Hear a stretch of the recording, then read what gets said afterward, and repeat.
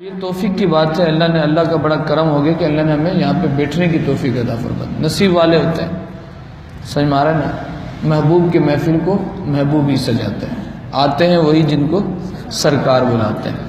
تو بڑا ہی پیارا کلام ہے اور حمد بھی ہے، نعت بھی ہے، لیکن اعلیٰ حضرت علیہ رحمت کا طرز دیکھیں کہ آپ اللہ کی حمد بیان کرتے ہیں حضور کے دامن کو پکڑ کے۔ سبحان اللہ۔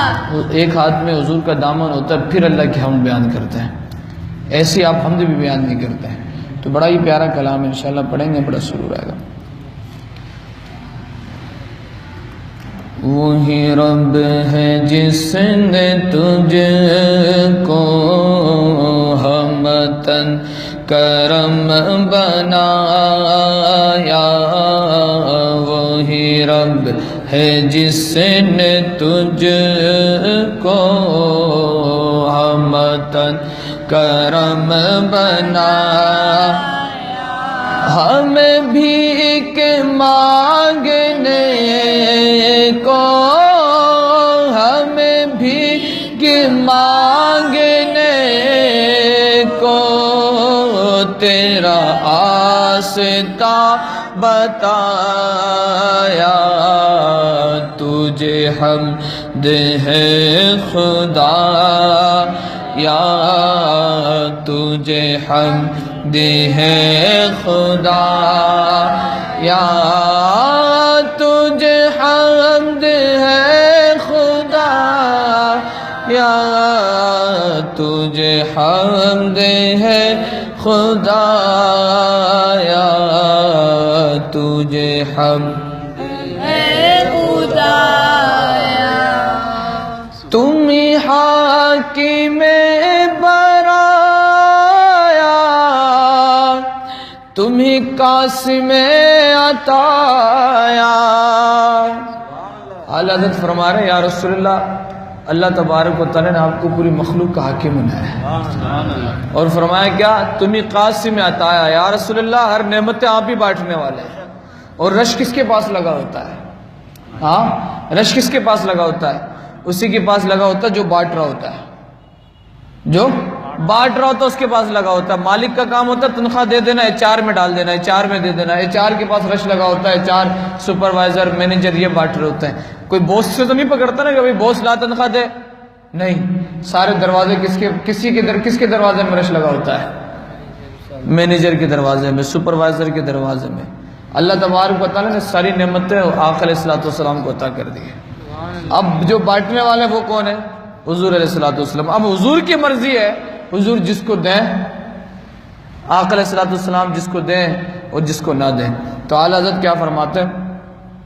تم ہی حاکم برایا، تم ہی قاسم عطایا، تم ہی دافع بلایا، تم ہی دافع بلایا، تم ہی شافع خطایا، کوئی تم سا کون آیا، کوئی تم سا کون آیا، تجھے حمد ہے خدا یا تجھے حمد ہے خدا یا تجھے حمد ہے خدا۔ وہ کنواری پاک مریم وَنَفَخْتُ فِيهِ کا دم، کون؟ حضرت مریم علیہ السلام۔ شان بیان کر رہے ہیں، کیا شان بیان کر رہے ہیں؟ حضرت مریم علیہ السلام وہ کنواری ہیں، لیکن آپ کے بطن مبارک سے حضرت عیسیٰ علیہ السلام پیدا ہوئے ہیں، اور بغیر باپ کے پیدا ہوئے ہیں۔ وَنَفَخْتُ فِيهِ کا دم، یہ دم کون کر رہا ہے؟ حضرت جبرائیل علیہ السلام نے کیا، حضرت جبرائیل نے دم کیا، حضرت مریم علیہ السلام کے پیٹ سے حضرت عیسیٰ علیہ السلام بغیر باپ کے پیدا ہوتے ہیں. ہاں کیا فرما رہا ہے اعلیٰ حضرت؟ وہ قوار پاک مریم و نفخت فیہ قدم ہے عجب نشان اعظم ہے عجب نشان اعظم مگر آمنہ کا جایا وہی سب سے افضل پایا وہی سب سے افضل پایا تجھے حمد ہے خدا یا تجھے حمد ہے خدا یا تجھے حمد ہے خدا. حضور کو اختیار کتنے لوگ سمجھ نہیں پائے نا. لوگ کہتے ہیں حضور کو کوئی اختیار ہی نہیں ہے, کوئی اختیار نہیں حضور کو معاذ اللہ. حالانکہ ایسا نہیں ہے. آقا علیہ السلام کو کل اختیار اللہ نے عطا کر دیا ہے. ما آتاکم الرسول فخذوا وما نہاکم عنہ فانتہوا. رب فرماتا ہے جو تمہیں رسول دے تم اسے لے لو, جس سے رسول منع کرتے ہیں اس سے رک جاؤ.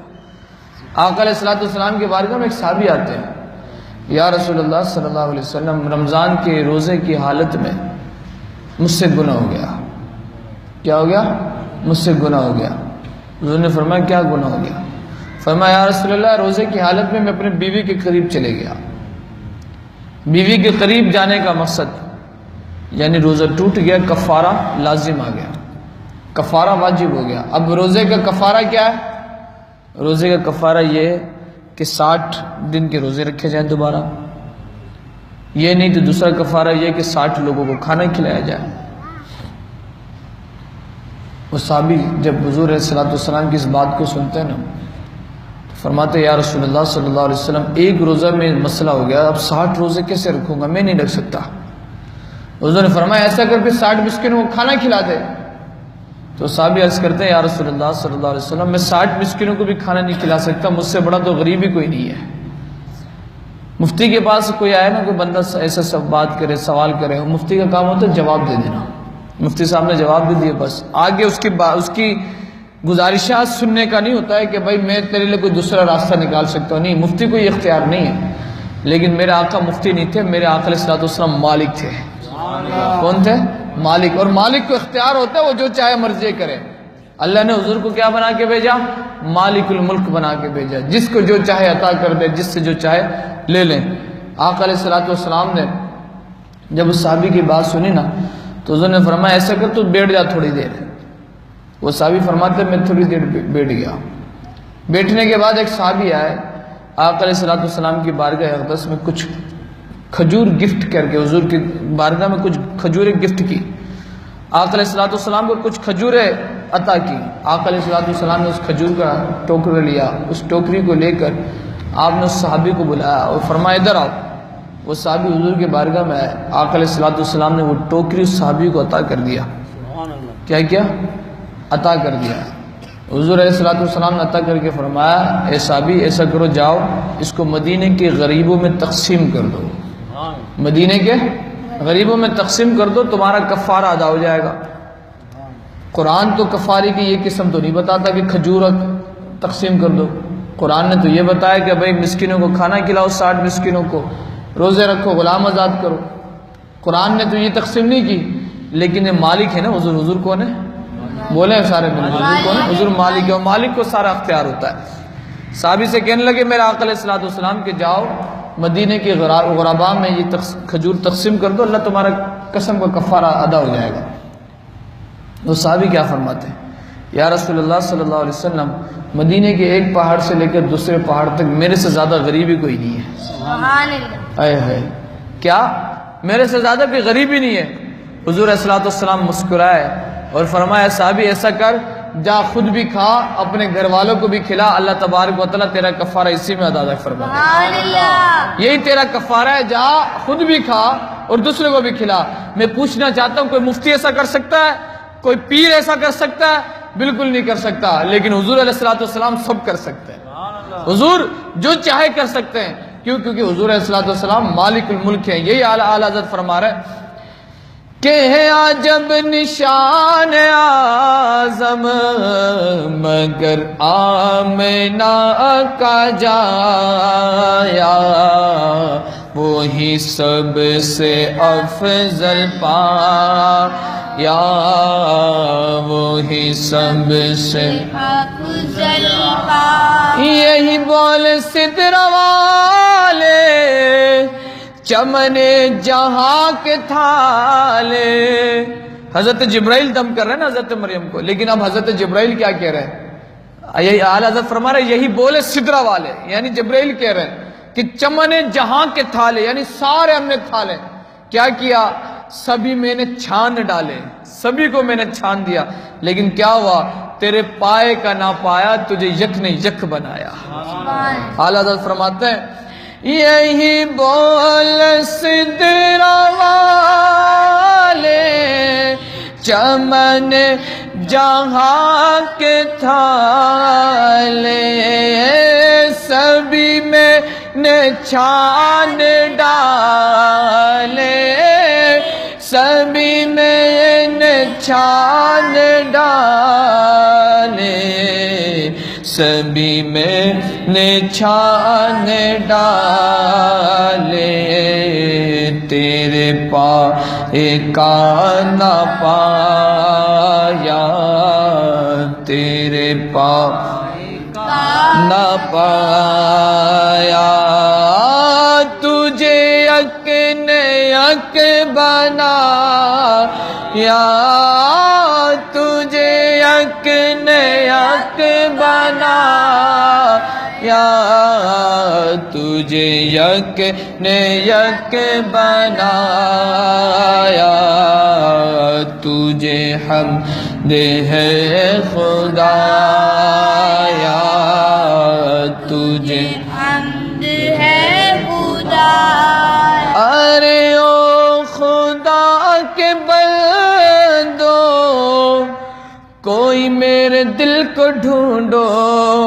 اعلیٰ حضرت کیا فرما رہے ہیں؟ ارے او خدا کے بندو، یہ ہم سے نہیں مخاطب ہو رہے ہیں، یہ وہ خدا کے بندے کہ جن کا دل اللہ تبارک و تعالیٰ کے ذکر میں جاری و ساری رہتا ہے، یہ وہ ہے، یہ وہ لوگ ہیں جن کو دنیا جو ہے نا اللہ کے ذکر سے غافل نہیں کرتی، یہ وہ خدا کے بندے۔ اعلیٰ حضرت ان سے مخاطب ہو کے فرما رہے کیا؟ ارے او خدا کے بندو کوئی میرے دل کو ڈھونڈے، میرے پاس تھا ابھی تو، ابھی کیسا ہوا خدایا، ابھی کیا ہوا خدایا، کوئی نہ آیا نہ گیا، پھر بھی میرا دل کہاں چلے گیا؟ اعلیٰ حضرت فرما رہے ارے او خدا کے بندو کوئی میرے دل کو ڈھونڈو، میرے پاس تھا ابھی تو، میرے پاس تھا ابھی تو، ابھی کیا ہوا خدایا، نہ کوئی گیا نہ آیا، نہ کوئی گیا نہ آیا، تجھے حمد ہے خدا یا، تجھے حمد ہے خدا یا، تجھے حمد ہے خدا۔ اعلیٰ حضرت علیہ رحمت کا دل ابھی گم ہو گیا ہے، آپ فرما رہے ہیں کہ ارے اے خدا کے بندے میرے دل کو ڈھونڈو، اب بھی تو ادھر ہی تھا، اب کہاں چلے گئے؟ نہ کوئی آیا نہ کوئی گیا، پھر بھی میرا دل غائب ہو گیا۔ اب خود فرما رہے ہیں، اب وہ لوگ آ کے، وہ اللہ والے آ کے اعلیٰ حضرت کو بتا رہے ہیں، کیا بتا رہے ہیں؟ ہمیں رضا تیرے دل کا پتہ چلا بمشکل، اللہ کے ولی آگے کہہ رہے ہیں کیا؟ اے رضا اب بھی ہمیں تیرے دل کا پتہ چلا، اور بہت مشکل سے پتہ چلا، اتنے آسانی سے نہیں پتہ چلا کہ تیرا دل کدھر چلے گیا تھا۔ کیا فرما رہے ہیں؟ ہمیں رضا تیرے دل کا پتہ چلا بمشکل، در روزہ کے مقابل، در روزہ کے مقابل، وہ ہمیں نظر تو آیا، در روزہ کے مقابل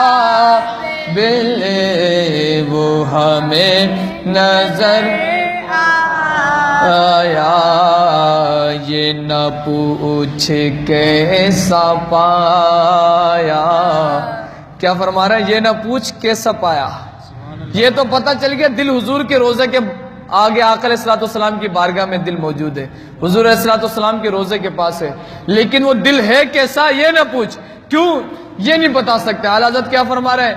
یہ نہ پوچھ کیسا پایا، تجھے حمد ہے خدا، یا تجھے حمد ہے خدا، یا تجھے حمد ہے